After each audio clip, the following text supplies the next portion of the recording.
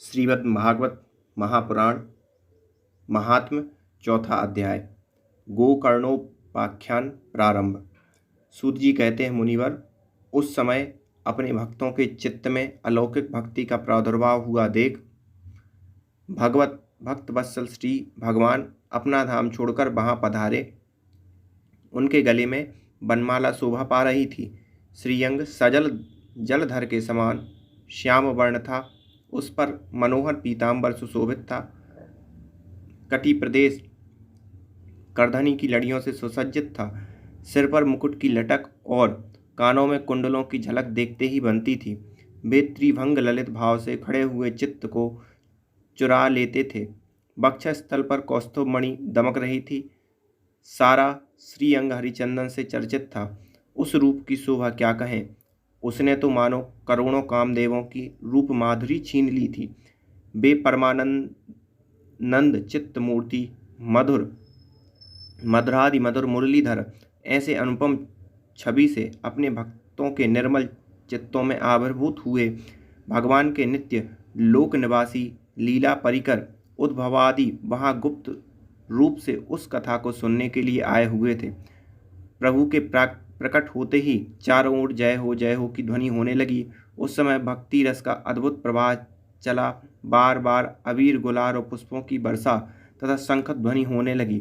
उस सभा में जो लोग बैठे थे उन्हें अपने देह गेह और आत्मा की भी कोई शुद्ध ना रही।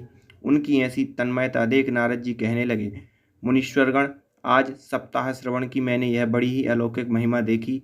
यहाँ तो जो बड़े मूर्ख दुष्ट और पशु पक्षी भी हैं वे सभी अत्यंत निष्पाप हो गए हैं।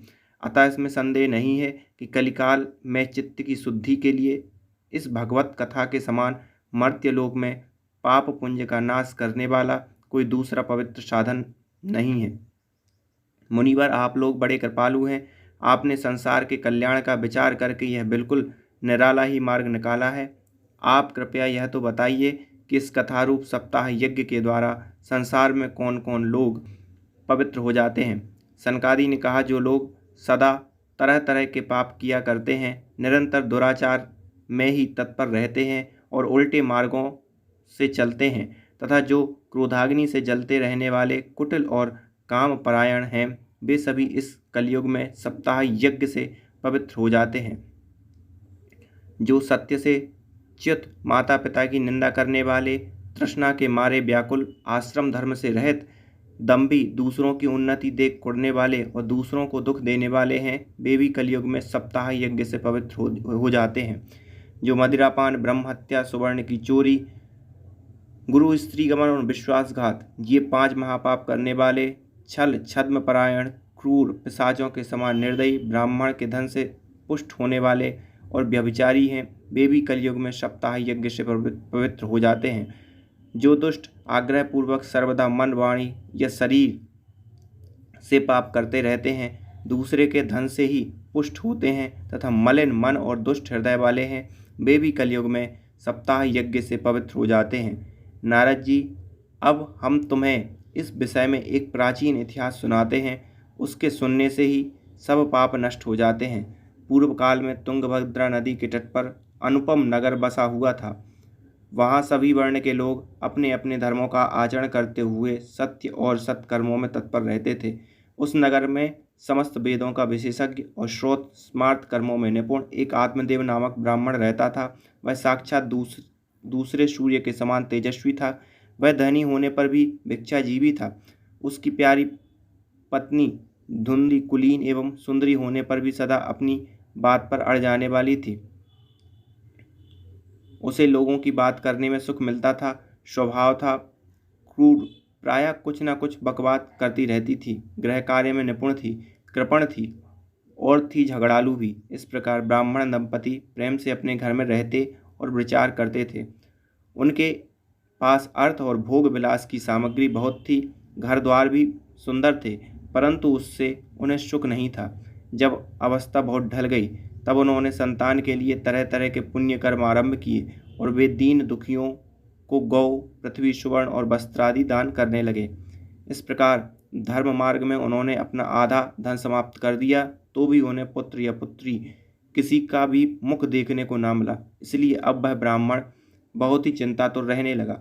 एक दिन वह ब्राह्मण देवता बहुत दुखी होकर घर से निकलकर वन को चल दिया। दोपहर के समय उसे प्यास लगी, इसलिए वह एक तालाब पर आया। संतान के अभाव के दुख ने उसके शरीर को बहुत सुखा दिया था, इसलिए थक जाने के कारण जल पीकर वह वहीं बैठ गया। 2 घड़ी बीतने पर वहां एक सन्यासी महात्मा आए। जब ब्राह्मण देवता ने देखा कि वे जल पी चुके हैं, तब वह उनके पास गया और चरणों में नमस्कार करने के बाद सामने खड़े होकर लंबी लंबी सांसें लेने लगा। सन्यासी ने पूछा, कहो ब्राह्मण देवता, रोते क्यों हो? ऐसी तुम्हें क्या भारी चिंता है? तुम जल्दी ही मुझे अपने दुख का कारण बताओ। ब्राह्मण ने कहा, महाराज, मैं अपने पूर्व जन्म के पापों से संचित दुख का क्या वर्णन करूं? अब मेरे पितर मेरे द्वारा दी हुई जल को अपने चिंता जनित सांस में कुछ गर्म करके पीते हैं। देवता और ब्राह्मण मेरा दिया हुआ प्रसन्न मन से स्वीकार नहीं करते। संतान के लिए मैं इतना दुखी हो गया हूँ कि मुझे सब सूना ही सूना दिखाई देता है। मैं प्राण त्यागने के लिए यहाँ आया हूँ। संतानहीन जीवन को धिक्कार है, संतानहीन गृह को धिक्कार है, संतानहीन धन को धिक्कार है और संतानहीन कुल को धिक्कार है। मैं जिस गाय को पालता हूँ वह भी सर्वथा बाज हो जाती है। जो पेड़ लगाता हूँ उस पर भी फल फूल नहीं लगते। मेरे घर में जो फल आता है वह भी बहुत जल्दी सड़ जाता है। जब मैं ऐसा अभागा और पुत्रहीन हूँ, तब फिर इस जीवन को ही रखकर मुझे क्या करना? यूं कहकर वह ब्राह्मण दुख से व्याकुल हो उन सन्यासी महात्मा के पास फूट फूट कर रोने लगा। तब उन यतिवर के हृदय में बड़ी करुणा उत्पन्न हुई। वे योगनिष्ठ थे। उन्होंने उसके ललाट की रेखाएं देखकर सारा वृत्तांत जान लिया और फिर उसे विस्तार पूर्वक कहने लगे। सन्यासी ने कहा, ब्राह्मण देवता, इस प्रजा प्राप्ति का मोह त्याग दो। कर्म की गति प्रबल है। विवेक का आश्रय लेकर संसार की वासना छोड़ दो। विप्रवर सुनो, मैंने इस समय तुम्हारा प्रारब्ध देखकर निश्चय किया है कि 7 जन्म तुम्हारे कोई संतान किसी प्रकार नहीं हो सकती। पूर्व काल में राजा सगर और अंग को संतान के कारण दुख भोगना पड़ा था। ब्राह्मण, अब तुम कुटुंब की आशा छोड़ दो। संन्यास में ही सब प्रकार का सुख है। ब्राह्मण ने कहा, महात्मा जी, विवेक से मेरा क्या होगा? मुझे तो बलपूर्वक पुत्र दीजिए, नहीं तो मैं आपके सामने ही शोक मूर्छित होकर अपने प्राण त्यागता हूँ, जिसमें पुत्र स्त्री आदि का सुख नहीं है। ऐसा संन्यास तो सर्वथा नीरस ही है। लोक में सरस तो पौत्रादि से भरा पूरा गृहस्थाश्रम ही है। ब्राह्मण का ऐसा आग्रह देखकर उस तपोधन ने कहा, विधाता के लेख को मिटाने का हठ करने से राजा चित्रकेतु को बड़ा कष्ट उठाना पड़ा था। इसलिए देव जिसके उद्योग को कुचल देता है, उस पुरुष के समान तुम्हें भी पुत्र से सुख नहीं मिल सकेगा। तुमने तो बड़ा हठ पकड़ रखा है और अर्थों के रूप में तुम मेरे सामने उपस्थित हो। ऐसी दशा में मैं तुमसे क्या कहूँ? जब महात्मा जी ने देखा कि वह किसी प्रकार अपना आग्रह नहीं छोड़ता, तब उन्होंने उसे एक फल देकर कहा, इसे तुम अपनी पत्नी को खिला देना, इससे उसके एक पुत्र होगा। तुम्हारी स्त्री को 1 साल तक सत्य, सोच, दया, दान और एक समय एक ही अन्न खाने का नियम रखना चाहिए। यदि वह ऐसा करेगी तो बालक बहुत शुद्ध स्वभाव वाला होगा। यूं कहकर भी योगीराज चले गए और ब्राह्मण अपने घर पर लौट आया। वहां आकर उसने वह फन अपनी स्त्री के हाथ में दे दिया और स्वयं कहीं चला गया। उसकी स्त्री तो कुटिल स्वभाव की थी ही। वह रो रो कर अपनी एक सखी से कहने लगी, सखी, मुझे तो बड़ी चिंता हो गई। मैं यह फल नहीं खाऊंगी। फल खाने से गर्भ रहेगा और गर्भ से पेट बढ़ जाएगा, फिर कुछ खाया पिया जाएगा नहीं। इससे मेरी शक्ति क्षीण हो जाएगी। तब पता चला घर का धंधा कैसे होगा। और दैववश यहीं कहीं गांव में डाकुओं का आक्रमण हो गया तो गर्भिणी स्त्री कैसे भागेगी? यदि सुखदेव जी की तरह यह गर्भ भी पेट में ही रह गया तो इसे बाहर कैसे निकाला जाएगा? और कहीं प्रसव काल के समय वह टेढ़ा हो गया तो फिर प्राणों से ही हाथ धोना पड़ेगा। यूं भी प्रसव के समय बड़ी भयंकर पीड़ा होती है। मैं सुकुमारी भला यह सब कैसे सह सकूंगी? मैं जब दुर्बल पड़ जाऊंगी तब नंद रानी आकर घर का सब माल मता समेट ले जाएगी और मुझे तो मुझसे तो सत्य शौचादि नियमों का पालन होना भी कठिन ही जान पड़ता है। जो स्त्री बच्चा जनती है उसे उस बच्चे के लालन पालन में भी बड़ा कष्ट होता है। मेरे विचार से तो बंध्या या विधवा स्त्रियां ही सुखी हैं। मन में ऐसी ही तरह तरह के कुतर्क उठने से वह फल नहीं खाया, और जब उसने के पति ने पूछा फल खा लिया, तब उसने कह दिया हाँ खा लिया। एक दिन उसकी बहन अपने आप ही उसके घर आई। तब उसने अपनी बहन को सारा वृत्तांत सुनाकर कहा कि मेरे मन में इसकी बड़ी चिंता है। मैं इस दुख के कारण दिनों दिन दुबली हो रही हूँ। बहन, मैं क्या करूँ? बहन ने कहा, मेरे पेट में बच्चा है, प्रसव होने पर वह बालक मैं तुझे दे दूंगी। तब तक तू गर्भ के समान घर में गुप्त रूप से सुख से रह। तू मेरे पति को कुछ धन दे देगी तो वे तुझे अपना बालक दे देंगे, कि जिससे सब लोग यही कहें कि यह बालक 6 महीने का होकर मर गया, और मैं नित्य प्रति तेरे घर आकर उस बालक का पालन पोषण करती रहूंगी। तू इस समय इसकी जांच करने के लिए यह फल गौ को खिला दे। ब्राह्मणी ने स्त्री स्वभाववश जो जो उसकी बहन ने कहा था वैसे ही सब किया।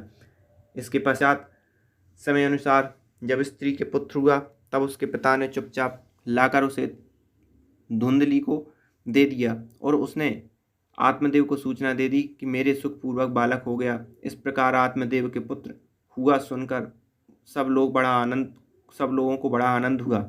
ब्राह्मण ने उसका जातकर्म संस्कार करके ब्राह्मणों को दान दिया, और उसके द्वार पर गाना बजाना तथा अनेक प्रकार के मांगलिक कृत्य होने लगे। धुंधली ने अपने पति से कहा, मेरे स्तनों में जो दूध ही नहीं है, फिर गौ आदि किसी अन्य जीव के दूध से मैं इस बालक का किस प्रकार पालन करूंगी? मेरी बहन के अभी बालक हुआ था, वह मर गया। उसे बुलाकर अपने यहाँ रख लें तो वह आपके इस बच्चे का पालन पोषण कर लेगी। तब पुत्र की रक्षा के लिए आत्मदेव ने वैसा ही किया, तथा माता धुंधली ने उस बालक का नाम धुंधकारी रखा। इसके बाद 3 महीने बीतने पर उस गौ के भी एक मनुष्याकार बच्चा हुआ। वह सर्वांग सुंदर, दिव्य, निर्मल तथा सुवर्ण की सी कांति वाला था। उसे देखकर ब्राह्मण देवता को बड़ा आनंद हुआ, और उसे स्वयं ही उसके सब संस्कार किए। इस समाचार से और सब लोगों को भी बड़ा आश्चर्य हुआ, और वे बालक को देखने के लिए आए तथा आपस में कहने लगे, देखो भाई, अब आत्मदेव कैसा भाग्योदय हुआ। कैसे आश्चर्य की बात है कि गौ के भी ऐसा दिव्य रूप बालक उत्पन्न हुआ है। देव योग से इस गुप्त रहस्य का किसी को भी पता ना लगा। आत्मदेव ने उस बालक के गौके से कान देखकर उसका नाम गौकर्ण रखा। कुछ काल बीतने पर वे दोनों बालक जवान हो गए। उनमें गौकर्ण तो बड़ा पंडित और ज्ञानी हुआ, किंतु धुंधकारी बड़ा ही दुष्ट निकला। स्नान शौचादि ब्राह्मणोचित आचरणों का उसमें नाम भी न था, और ना खान पान ही कोई परहेज था। क्रोध उसमें बहुत बड़ा चढ़ा था। वह बुरी बुरी वस्तुओं का संग्रह किया करता था। मुर्दे के हाथ से छुआ आया हुआ अन्न भी खा लेता था। दूसरों की चोरी करना और सब लोगों से द्वेष बढ़ाना उसका स्वभाव बन गया था। छिपे छिपे वह दूसरों के घरों में आग लगा देता था। दूसरे के बालकों को खिलाने के लिए गोद में लेता और उन्हें चट कुएं में डाल देता। हिंसा का उसे व्यसन सा हो गया था। हर समय वह अस्त्र शस्त्र धारण किए रहता और बेचारे अंधे और दीन दुखियों को व्यर्थ तंग करता था। चांडालों से उस विशेष प्रेम था। वह हाथ में फंदा लिए कुत्तों की टोली के साथ शिकार की ठोर में घूमता रहता था। वेश्याओं के जाल में फंसकर उसने अपने पिता की सारी संपत्ति नष्ट कर दी थी। एक दिन माता पिता को मार पीट कर घर के सब बर्तन भाड़े उठा ले गया। इस प्रकार जब सारी संपत्ति स्वाहा हो गई, तब उसका कृपण पिता फूट फूट कर रोने लगा और बोला, इससे तो इसकी माँ का बाज रहना ही अच्छा था। कुपुत्र तो बड़ा ही दुखदाई होता है। अब मैं क्या रहूं, कहाँ जाऊं? मैं इस संकट को कौन काटेगा? हाय, मेरा ऊपर तो बड़ा विपत्ति आ पड़ी। इस दुख के कारण अवश्य मुझे एक दिन प्राण छोड़ने पड़ेंगे। उसी समय परम ज्ञानी गोकर्ण जी वहाँ आए और उन्होंने पिता को वैराग्य का उपदेश करते हुए बहुत समझाया। वे बोले, पिताजी, यह संसार असार है, यह अत्यंत दुखरूप और मोह में डालने वाला है। पुत्र किसका, धन किसका, स्नेहवान पुरुष रात दिन दीपक के समान जलता रहता है। सुख ना तो इंद्र को है और ना चक्रवर्ती राजा को ही। सुख है तो केवल विरक्त एकांतजीवी मुनि को। यह मेरा पुत्र है, यह अज्ञान को छोड़ दीजिए। मोह से नरक की प्राप्ति होती है। यह शरीर तो नष्ट होगा ही, इसलिए सब कुछ छोड़कर वन में चले जाइए। गोकर्ण के वचन सुनकर आत्मदेव वन में जाने के लिए तैयार हो गए और उनसे कहने लगा, बेटा, वन में रहकर मुझे क्या करना चाहिए, यह मुझसे विस्तार पूर्वक कहो। मैं बड़ा मूर्ख हूँ, अब तक कर्मवश स्नेह पासों में बंधा हुआ अपंग की भांति इस घर रूप अंधेरे कुएं में ही पड़ा रहा हूँ। तुम बड़े दयालु हो, इसमें मेरा उद्धार करो। गोकर्ण ने कहा, पिताजी, यह शरीर हड्डी मांस और रुधिर का पिंड है, इसे आप मैं मानना छोड़ दें और स्त्री पुत्र आदि को अपना कभी न माने। इस संसार को रात दिन क्षणभंगुर देखें, इसकी किसी भी वस्तु को स्थायी समझकर उसमें राग ना करें। बस एकमात्र वैराग्य रस के रसिक होकर भगवान की भक्ति में लगे रहें। भगवत भजन ही सबसे बड़ा धर्म है, निरंतर उसी का आश्रय लिए रहें। अन्य सब प्रकार के लौकिक धर्मों से मुख मोड़ लें। सदा साधुजनों की सेवा करें, भोगों की लालसा को पास न फटकने दें तथा जल्दी से जल्दी दूसरे के गुण दोषों का विचार करना छोड़कर एकमात्र भगवत सेवा और भगवान की कथाओं के रस का ही पान करें। इस प्रकार पुत्र की वाणी से प्रभावित होकर आत्मदेव ने घर छोड़ दिया और वन की यात्रा की। यद्यपि उसकी आयु उस समय 60 वर्ष की हो चुकी थी, फिर भी बुद्धि में पूरी दृढ़ता थी। वहाँ रात दिन भगवान की सेवा पूजा करने से और नियम पूर्वक भागवत के 10वें स्कंद का पाठ करने से उसे भगवान श्री कृष्णचंद्र को प्राप्त कर लिया।